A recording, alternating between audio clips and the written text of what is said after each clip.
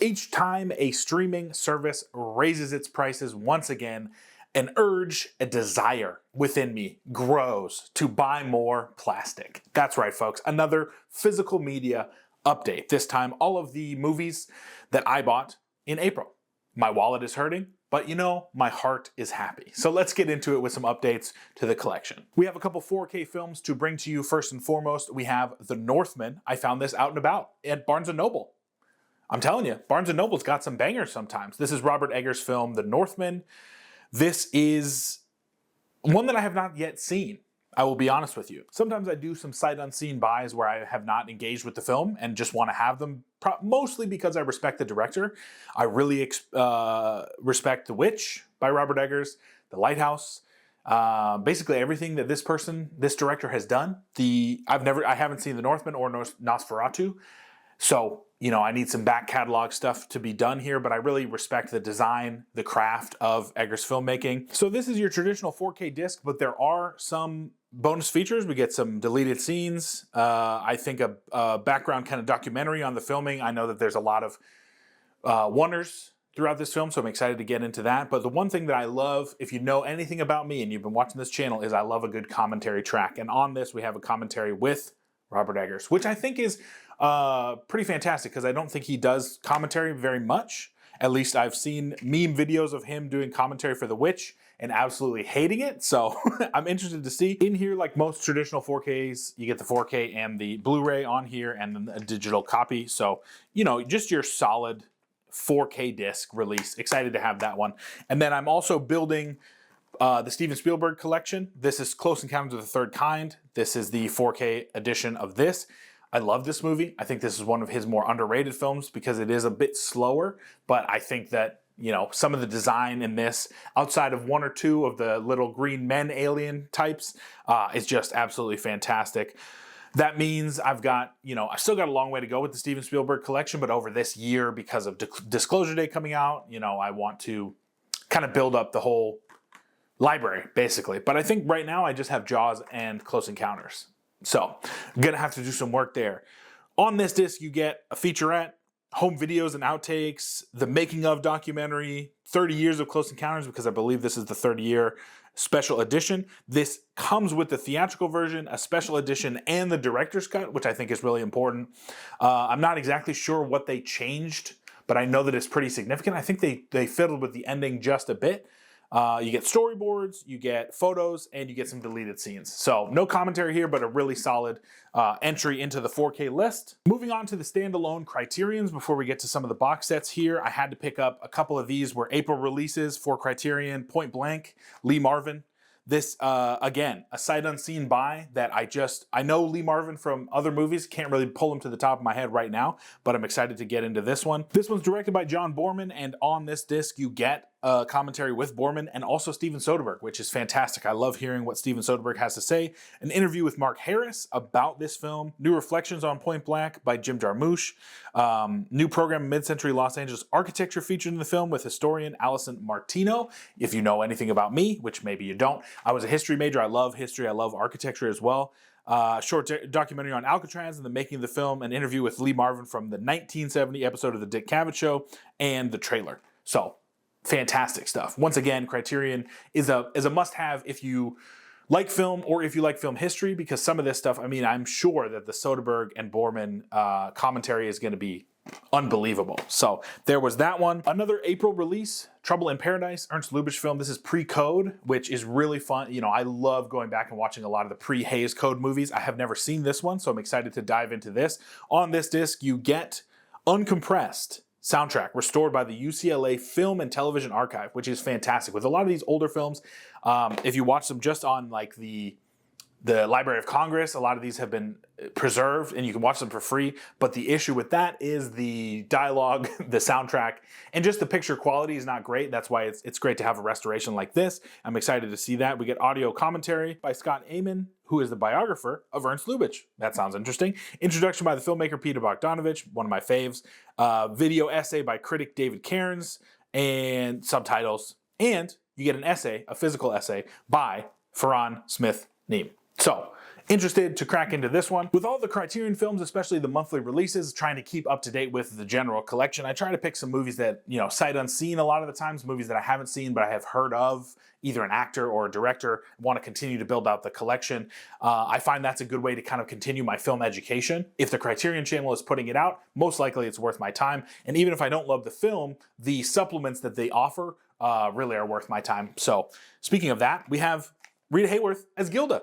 My goodness, I love Rita Hayworth. I have not seen this film by Rita Hayworth. On this disc, you get, obviously, your updated, uncompressed soundtrack. You get Dolby Vision HDR upgrade and a Blu-ray feature here. You get audio commentary by the film critic Richard Schnickel, an interview with film noir historian Eddie Muller, which is probably the reason why I got this. I love film noir. I love talking about film noir. I love neo-noir, everything about film noir. When I was in film school, my buddy and I, he directed and I was the cinematographer for a neo-noir Blade Runner style film, short film. And that was one of the most fun filmmaking experiences I ever had. So, noir is just deep in my blood. Just excited to get into this. There's a Odyssey of Rita Hayworth, a 1964 episode of television show Hollywood and the Stars, which is incredible. I love that type of stuff. Getting access to some of those older kind of Hollywood history type shows that were running in the 60s and 70s can be incredibly difficult. So it's great that the Criterion is adding this. This is a film that I have not seen. Stop me if you've heard that before, but I love Rita Hayworth and, really wanted to grab this one so that I could get not only the film, but also a lot of the special features. So that was all of the April releases. And then I just had to pick up a few, again, from Barnes & Noble. Just, I really need to stop going in there because I cannot stop either leaving with 5 books or a couple movies. We have Peter Bogdanovich's The Last Picture Show recommended to me in a book club that I'm in because we read Lonesome Dove. Larry McMurtry and Bogdanovich worked together a lot on screenplays. I know of Bogdanovich's work mostly on The Sopranos as an actor, but this will be my first Bogdanovich film. It's a huge gap in my, film knowledge and understanding. So I'm excited to dive into this one. You get a ton of special features here.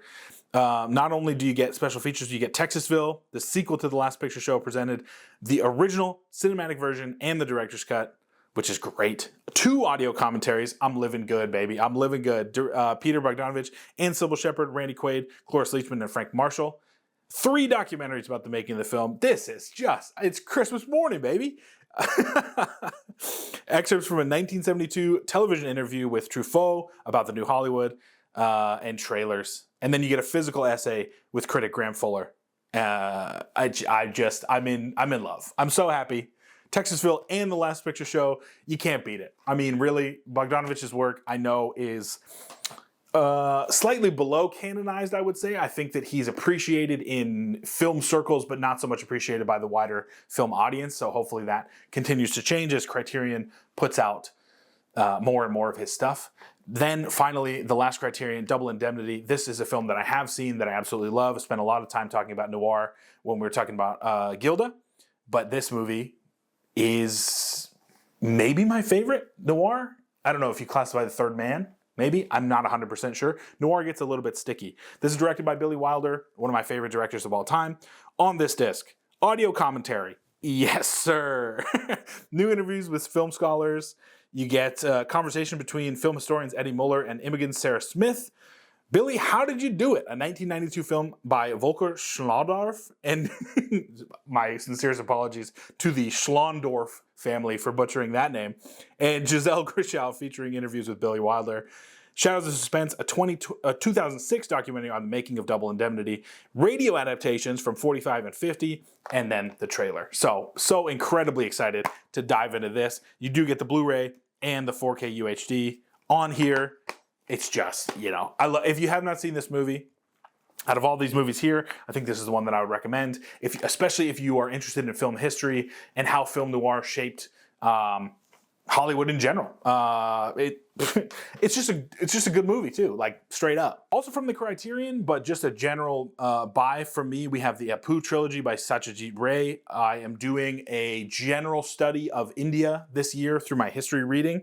I've read I think I'm up to 4 history texts. I'm trying to go from the beginning of India all the way up to more modern India times, and so I wanted to add some culture to that.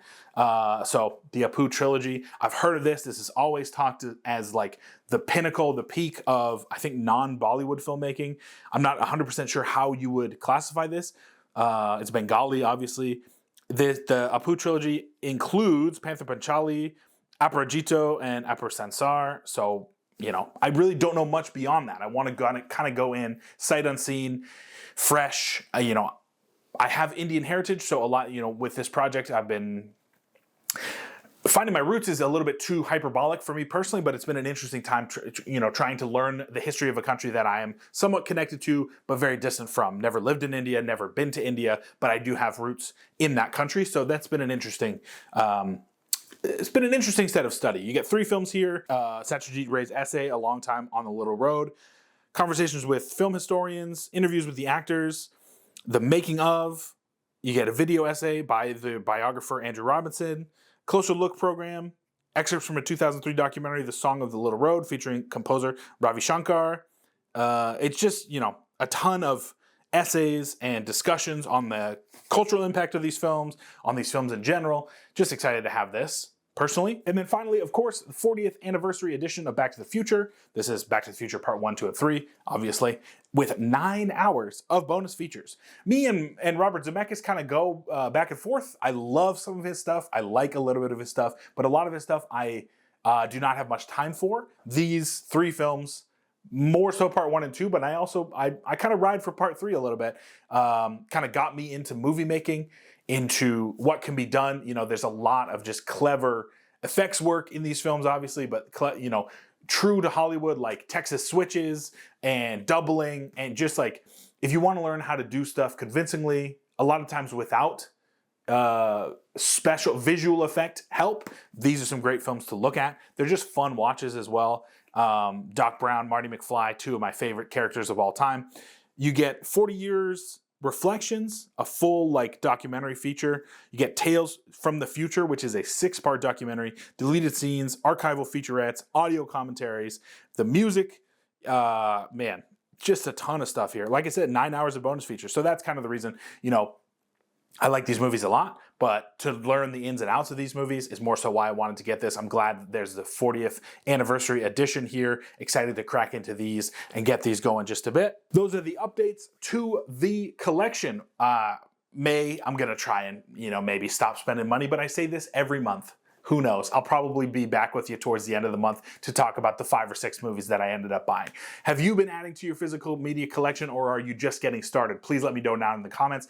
I think collecting physical media is not just a great way to make sure that you own the films that you love, but also to continue to support artists and these distributors so that we can continue to get good, 4K upscaled versions of these movies. Selfishly, I would like that to continue to happen. So let me know down in the comments if you're starting your physical media journey. I'd love to get to chatting with you about that. If you like physical media, contemporary cinema, and discussions on cinema of the past, this is the channel for you. Please subscribe. It would mean a lot to me if you did. Thank you so much for watching. I hope you've been watching great films this past week and into the future. Thank you so much. I'll see you next time.